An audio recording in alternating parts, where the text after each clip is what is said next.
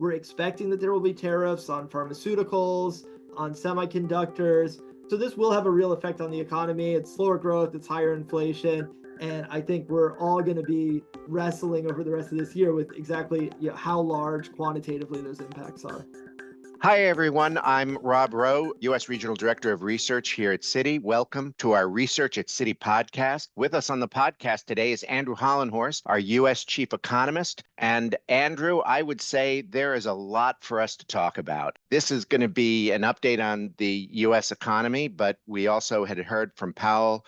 We're in the midst of tariff negotiations, and it would be great to get a full assessment of the U.S. economy. Andrew, thanks for being on the podcast with us today. My pleasure, Robin. You're right. No shortage of things to discuss.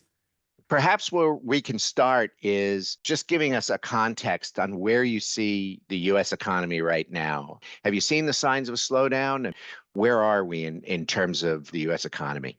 Well, this is the really confusing thing, and I think hard to analyze thing that's going on right now. We know this is an economy that's being hit by a shock from higher tariffs. And we see a lot of that in the so-called soft data. If you look at surveys of consumers, they're more concerned about their job prospects. They're talking about pulling back on spending. If you look at surveys of businesses, they're talking about maybe hiring less, maybe pulling back on plans to invest, as well as their concerns about tariffs.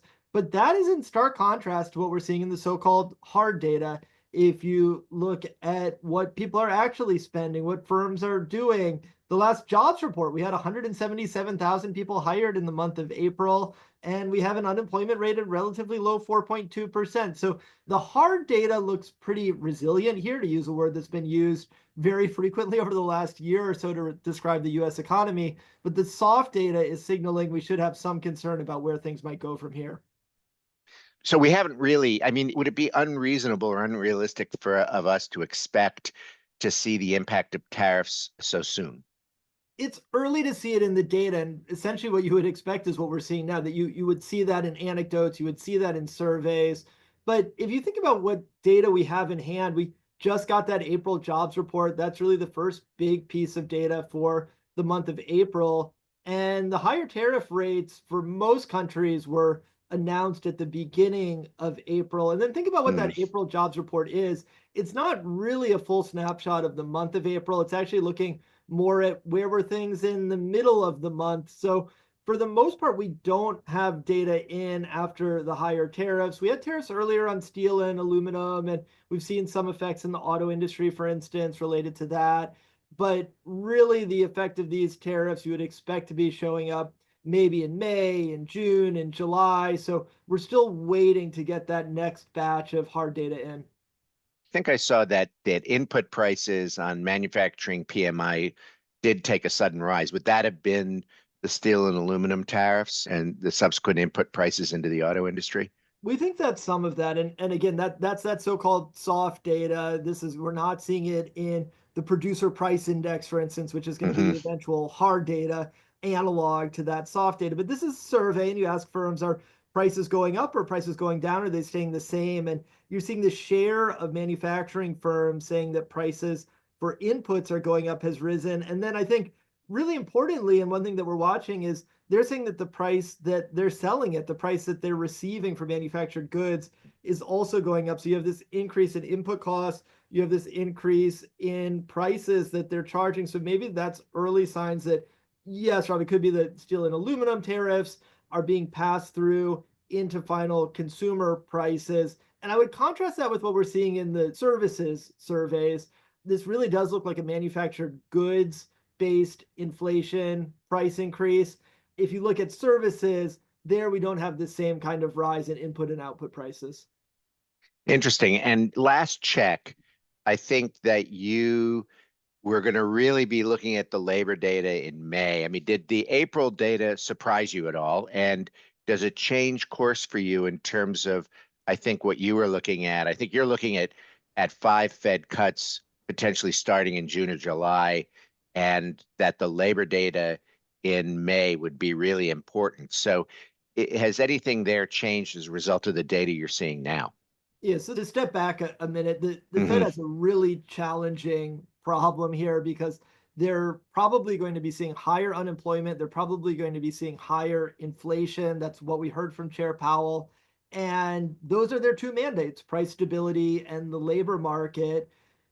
That labor market data is critical. And that last jobs report for April, like I was saying, that was a solid jobs report, Hmm. 177,000 new jobs. That's a strong number. And it adds to more than 6 months now of just stability in the unemployment rate. Hmm. The unemployment rate around 4.2%. That's essentially full employment. So the Fed is seeing this. We're seeing this as a labor market that's at full employment. Now, how is that labor market data going to change in the coming months? That's right, Rob. That is our key focus. And that's the Fed's key focus. If they see the unemployment rate rising, then all of a sudden that's a reason to respond with more dovish monetary policy. Still have to take account of the fact that we might have higher inflation. So it's a difficult moment for the Fed. But I think if we do see that weakening in the labor market, that's what gets them to cut. That's why we have this more dovish call on the Fed. Got it. So what's your expectation for the labor data in May? So I think what we're going to start to see is some of the effects of tariffs, of the DOGE layoffs, of just a generally slowing economy, which I think is probably where we might have been even ex tariff. I think we're going to start to see that showing up in the unemployment rate. And before we see it in the unemployment rate, we might see it in the weekly data that we have on jobless claims. So we watch that every Thursday morning. If you watch continuing jobless claims, these are people who are filing week after week for unemployment benefits. That should be a good analog of the unemployment rate. That's moved up just a touch, but just a teeny tiny amount, right? Not anything that's going to concern the Fed. What we think we're going to see is those numbers starting to track higher. And then when we get the monthly jobs reports for May, for June, we think we're going to see the unemployment rate itself going above 4.2%, getting up to something more like 4.4, 4.5%. And if you have that upward trajectory in the unemployment rate and you have other corroborating evidence that the labor market is loosening, that starts to look a lot more like where we were last year around July, August, September. And that was a time when the Fed cut 50 basis points because they were worried about what was going on in the labor market. Keep in mind that this is a Fed that still sees policy rates as modestly restrictive. So there's room to reduce policy rates. If you see that softening in the labor market data, particularly the unemployment rate, and I'm emphasizing that over the payrolls number because the payrolls number could stay stronger or could slow depending on what happens with immigration flows and population and the size of the labor market. So there's so much uncertainty about that. It's really about, does this unemployment rate rise? That would be what would get the Fed to cut. And Andrew, would that be consistent with what you heard from the Fed at the recent meeting? How would you characterize the statement? Well, it's an interesting question, Rob, because it's hard to find things that would be inconsistent with what the Fed said and Yeah. the FOMC because Powell just didn't give us that much guidance. Essentially, he said, we'll watch the data. It's a time of great uncertainty. There's upside risk to the unemployment rate. There's also upside risk to inflation. That makes our job very challenging. He said all of that. Mm. And we're essentially going to watch the data until we have further clarity on what's going on. And I think that's a really difficult place to be because when you're analyzing the economy, you never have full clarity, right? We're never going to know Mm. exactly what's going on with either policy or in the macroeconomy. And so I think what Powell means is not that we'll have complete clarity, but we'll have some better idea about what the trajectory is. And if the trajectory is towards a softening labor market, a loosening labor market, not only does that say you should have less restrictive policy to support the labor market, that also says, and this is really important in the context of tariffs, that also says there's a lot less risk of getting persistent higher inflation because if the labor market is loosening, individuals won't be able to push their wages up. If wages are not going up rapidly, it's hard for corporations and firms to increase prices for the goods that they're selling. So it's just hard to get that inflation Mhm. cycle going the way we saw during COVID. I'm a lot less worried about that this time around. I think Fed officials are still somewhat worried about that. So they have to see this in the hard data before they can move. It sounds like if they were forced to make a decision, they would probably lower rates because they're more concerned about labor. If inflation were to somehow stay elevated, maybe on the back of higher tariffs, maybe we don't get the relief that maybe markets are expecting in terms of trade deals or trade negotiations, trade solutions, then do you think that given a choice, the Fed would cut rates in the face of, higher unemployment and yet still elevated inflation? This is just the worst scenario for any central Yeah, it bank to is. face. And Powell's tried to lay out a little bit of a framework around it because he knows that he may be facing it. I mean, in the press conference, he kind of kept pushing back and saying, "Look, that's not where we are yet. So, ask me when we get there." The framework that he's put in place is to think about how long are they going to be away from their unemployment mandate, their employment mandate? How long are they going to be away from their inflation mandate? So Mm-hmm. if this rise in prices looks like it's a one-time rise in prices and it's not going to be sustained, then that gives them a lot of flexibility to focus more on the employment side of the mandate. How would they know that that's the case? Powell's laid out two criteria. One is that inflation expectations stay anchored. And there has been some angst about that because if you look at some of the survey data, it's not that encouraging. University of Michigan inflation expectations have risen quite significantly, which makes sense because people are hearing about tariffs and having these conversations and thinking about prices rising. But if you look at a lot of other surveys of inflation expectations, the New York Fed has one, for instance, those have stayed a lot more stable. If you look at market-based inflation break-evens, those have been fairly stable and not at alarming levels. So those are giving the Fed some confidence that inflation expectations haven't just moved up to some higher level. So that's one criteria, is stable inflation expectations. The other criteria is that this inflation be really focused in goods and not in services. In the post-COVID period, when we got high inflation, we had inflation in goods, but we also had house prices that were rising rapidly, and we had wages that were rising rapidly, and that meant services prices were rising rapidly as well. And so that's, if this really looks like it's contained to goods, then that also makes it easier for Fed officials to cut despite higher inflation. The issue is going to be evaluating all of this in real time and making quick decisions when you simply don't have the clarity on all this data. Understood. And maybe we can switch a little bit to tariffs, Andrew, because if you're looking at conditions right now, how much do you estimate that tariffs could, how much does it challenge the US economy? I mean, I've seen in current form, like if we said that all of the tariffs from the reprieve were actually deployed and you have the existing tariffs that are in place right now, I think some were estimating an aggregate tariff rate of 24%. And I think there are a lot of people and competitors who would put us into a recession. Now, I know you didn't really call for a recession. How are you looking at that and calibrating it? I think where everybody would agree, or most economists would agree, is that tariffs, all else equal, are going to raise inflation forecasts, are going to lower growth forecasts. That's what you would see in our forecast. That's what Fed officials have noted in their statement. They'll give us new forecasts in June, but that's kind of the baseline. Then there are big questions about the magnitude that you should be adjusting those things. The effective tariff rate is a useful concept, but it is not the entire story because a lot of that effective tariff rate right now is being driven just by the tariffs between the US and China, right? We have 145% tariff on China and a 10% tariff on most of the rest of the world. That in itself is significant, but you have these kind of acute effects from a high tariff with China. Essentially, that means a lot of trade with China just doesn't make sense. And we think we see that in the data already. We have some pretty unique, interesting data on container ships that have left China for US ports. And you're seeing that those container ships, the number that are leaving China for the US has just dropped very materially. So we know that that flow of goods has slowed down. So what we ended up doing was shaving about half a percentage point off of our GDP growth forecast, adding about a percentage point to our inflation forecast. That has core inflation up around 3.5% at the end of this year and growth that's about flat over the year, unemployment rate rising. So yeah, you're not quite a recession, I would say, in our forecast, but maybe not that far off from what a recession would look like.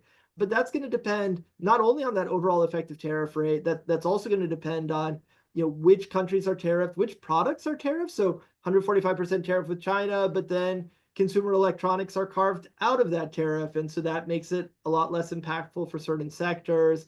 I think we should all be keeping in mind also that we're focused on these country-specific tariffs. There are also product-specific tariffs or sector-specific tariffs. We talked about aluminum and steel. We're expecting that there will be tariffs on pharmaceuticals, on semiconductors. So this will have a real effect on the economy. It's slower growth, it's higher inflation. And I think we're all going to be wrestling over the rest of this year with exactly how large quantitatively those impacts are. So really, even if we start to see some, trade solutions or trade negotiations or deals rather, with some of the developed countries that, don't have that high a tariff rate, it's still going to be a problem because of China. I think that the China tariff is important. That's a very large importer into the U.S., a source of low-cost goods in the U.S. So, high tariffs with China changes the economics of doing business in the U.S. So that is an important one to watch. And then also, I think we need to watch what comes out of these deals, because we've seen in the case of the US, UK, for instance, that 10% tariff is going to stay in place, at least in the preliminary deal that's been announced. So just because the US may come to terms with various countries regarding trade doesn't mean that all of these tariffs go away. And I think there is, at least I expect that there will be some significant tariffs that are left in place. And remember, we're on a 90-day pause now until July 4th. We could have some tariff rates that are going up again on July 4th. Got it. In terms of growth, Andrew, I know that you expected a negative print for the first quarter. I guess we got negative 0.3%, but you're actually expecting a positive print for second quarter. Can you explain that? Yeah, this is a little bit confusing, because what I'm going to say sounds counterintuitive, that Q1 growth was actually okay, but we ended up measuring a contraction in GDP. Whereas Q2 growth, we think we'll see some more material slowing, but we're going to measure an expansion. So how does that happen? The way that happens is you kind of have to go back to your undergraduate economics course, where you learn GDP is C plus G plus I plus NX, and that NX was net exports.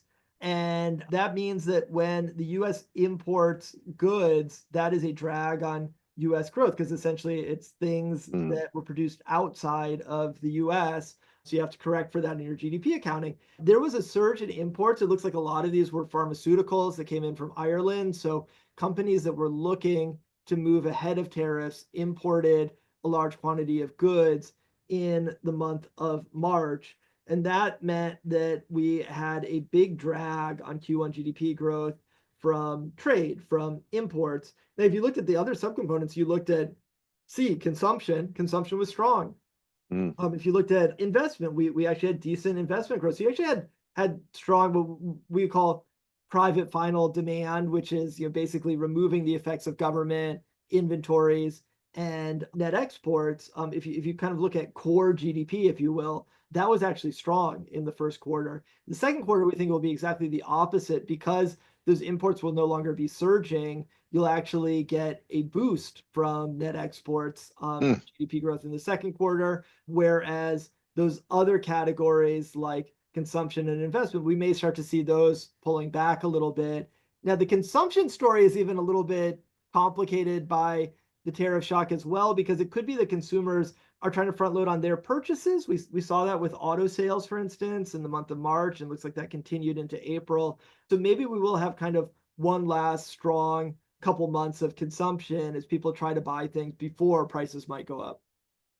Fantastic. Andrew, we're up on time, but this is very informative. Thank you for your insights on the U.S. economy. Really appreciate it.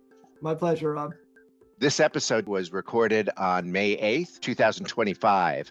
Up next will be Ann Malone and Mike Rollins to discuss data centers.